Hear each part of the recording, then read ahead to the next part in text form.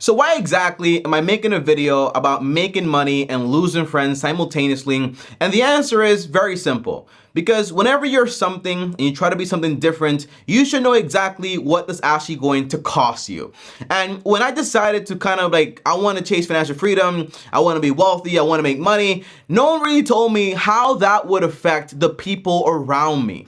Because at the time, I was really only focused on myself. And then I learned years later, by the way, it's about 7 years later. Today I look back at my life and I say, where are all the people that I used to think were the people I was basically gonna know for the rest of my life? And you kind of see exactly your whole life changes. And there's this very powerful quote that kind of says, you know, making money doesn't cause you to lose friends, but the habits you have to acquire to make more money is going to make a lot of people uncomfortable. And that makes 100% sense once you actually comprehend it. And by the way, the average American has 3 to 5 close friends, okay? On top of that, when you think about becoming wealthy, you're doing what the average person is not going to do. And growth is a very hard thing. So in this video right here, the goal is not to tell you some sad story. No, the goal is to give you 3 valuable lessons when it comes to making a lot of money, how to deal with friends, and how to deal with relationships overall. And if there's one thing I've learned from learning is that at the end of the day, when people are they don't think about money, goals, and accomplishments, they think about relationships. So this right here is extremely important. In this video, I'm gonna give you these 3 lessons that this way you don't have to go through what I went through to kind of know what I know today, okay? So as always, guys, like this video on top of also subscribe and hit the bell so you get notified. And by the way, this chair is killing me and it's still continuing to kill me because this chair is just terrible. Now, the very first lesson, guys, is when you decide to become successful, right? Because success is in the journey, it's in the thought, and then the results will come later. You can be successful today, but it can take you years to actually see the results of your labor. That's normal and natural. But when you decide to achieve something, when you learn something new and you say, I want to share this with the people around me, there's one very important lesson you have to learn. You can't change someone just because you want to help them. It doesn't work like that, okay? And this is actually something that was actually done to me without me knowing, but looking back, I can see how it was actually done to me. Now, overall, I'll share with you guys a personal example. As you guys know, this whole channel is about money and investing and paying off debt and passive income and all this stuff that I cannot shut up about on the internet, but I can't shut up about it either in real life. So the minute I figured out that, yo, you can become wealthy. You don't need to have some crazy income.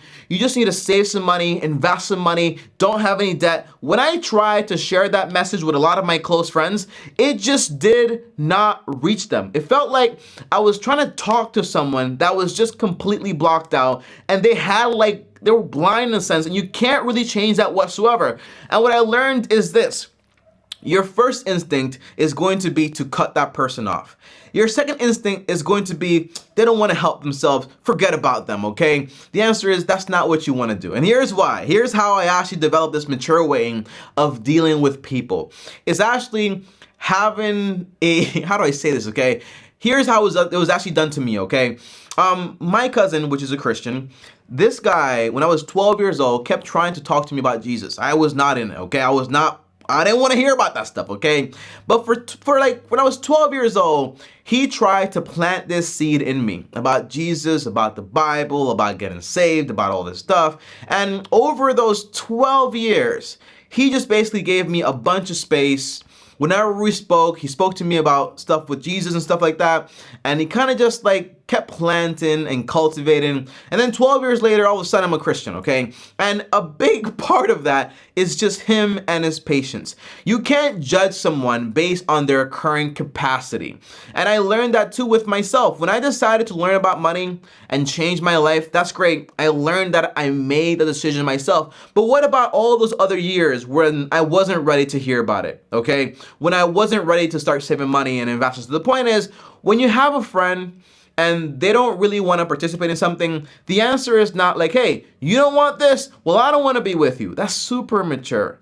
That's super disgusting behavior, honestly, right? It's kind of like saying, if you're not good at this, I don't want to be your friend, okay? And overall, a friend to me, the definition is very simple. A friend is someone that knows the good and the bad and the ugly and the terrible about you and still likes you. That's a friend. So when a friend has a defect, it's not like you say, well, I'm just going to completely erase you out of my life. The answer is no.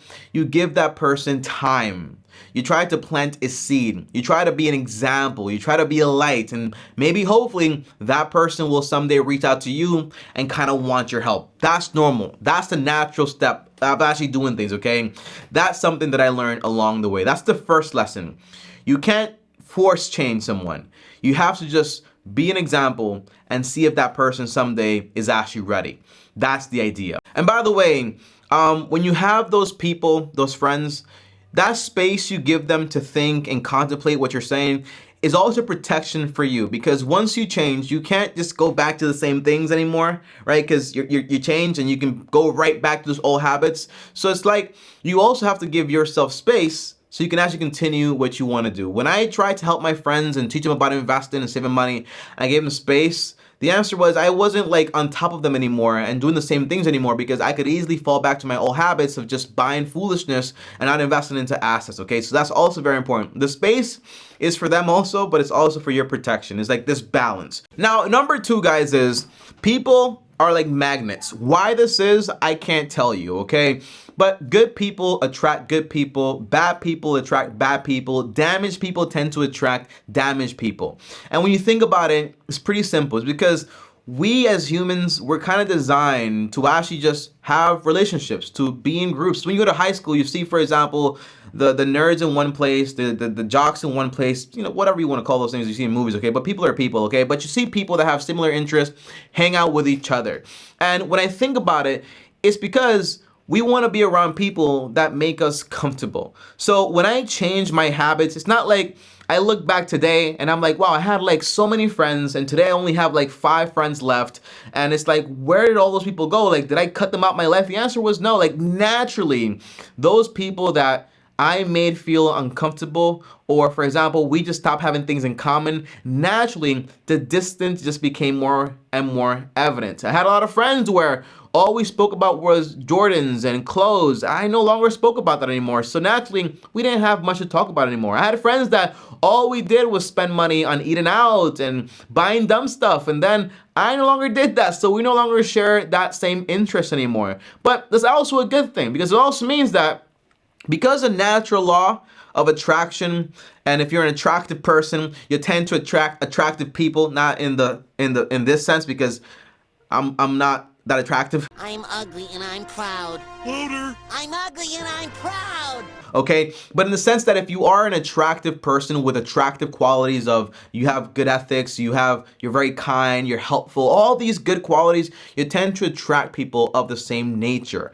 And it also blocks out the crazy people, because overall they will not feel comfortable around you and you will not feel comfortable around them. Okay, it's like this natural thing just tends to happen. So you don't really need to say like, I'm cutting you out my life, unless it's like super toxic, but it's just in the sense it just happens naturally. And naturally, as you start to find different interests and go out there and purposely seek friends out, the answer is you will start to make friends that share the same interest. And by the way, all my friends in a sense are categorized, okay? I have friends that are YouTube friends. I have friends that are like business friends, partners, and so on, you know? And it's just like, you're really, it's not to say, for example, you only become friends with people that can give you something, but you become friends with people that you can grow together. Like, if there's no growth there, then what's the point in a sense, okay? And you can be there during the good times and the bad times, and you open up and you're, you know, it's just an amazing thing, okay? And I actually enjoy that a lot. But that's what I learned. People are like magnets,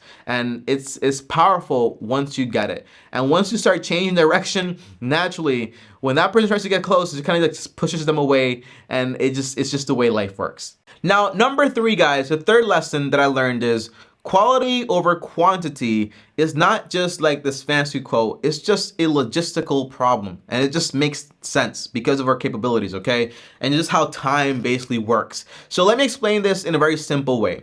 You know, it's not like, for example, you can't have quality and quantity at the same time, because you can. Like, if I gave you 10 million properties, a whole management agency, you can probably manage all those properties, okay, and keep the quality pretty good if you have great management. When it comes to people and our capabilities, it's like, for example, you can't really sustain 1,000 friends. It's actually very hard. That's why the average person has like 3 to 5 very close friends, people that you share everything with.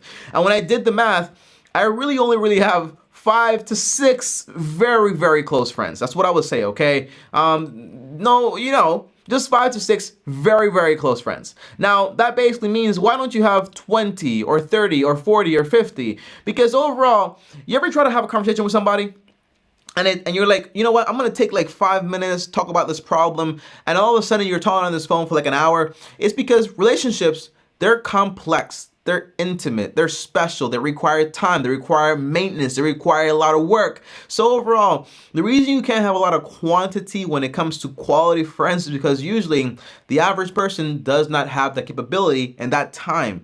Having 100 close friends, I can't imagine how that would work logistically. Like, who do you call? Like, when do you call? How do you share? What don't you share? You know what I mean? Like, it's a lot. So I say this to say, it's okay to have 3 to 5 very good friends, but just make sure you remember, having a friend is not like, for example, you're my friend, I need a favor. You never want to like charge your friends with so many things, but it's like having to maintain those friends also. It's the maintenance thing, is a I'm calling you thing. Are you okay? Like, let's hang out, let's do things together, okay?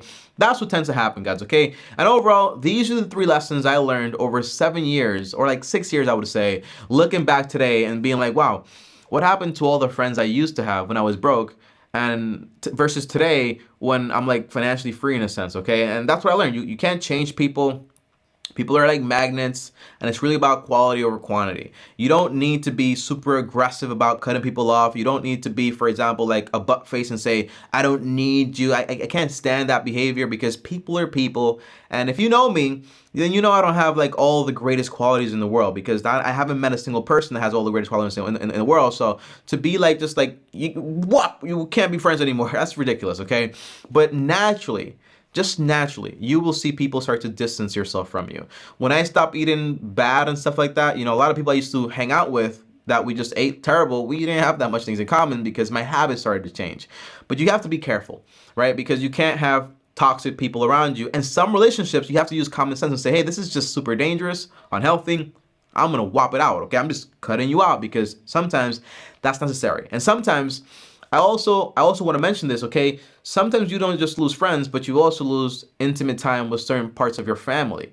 You know, there's part of my family that I used to hang out with so much, and when I start to change, we just don't hang out that much anymore. Although I might dedicate, it used to be I would dedicate, for example, hours of time, but now it just might be like 15 minutes a week or like 20 minutes a week. You know, it just doesn't work anymore, because we're that different, and you need to protect yourself too, okay? So some relationships are gonna change, but that's a part of the growth part, okay? So making money is worth it, 100%, but these are just lessons I wanted to pass on to you. It's not a sad video, it's just a real video. So use this for your benefit, and that's what it is, all right? See you guys next time. Thanks for watching. Comment down below 3, so I know you made it all the way to the end of the video. And as always, peace out. Another video right here on money stuff, and over here is my Facebook, subscribe. And as always, long-term team officially out.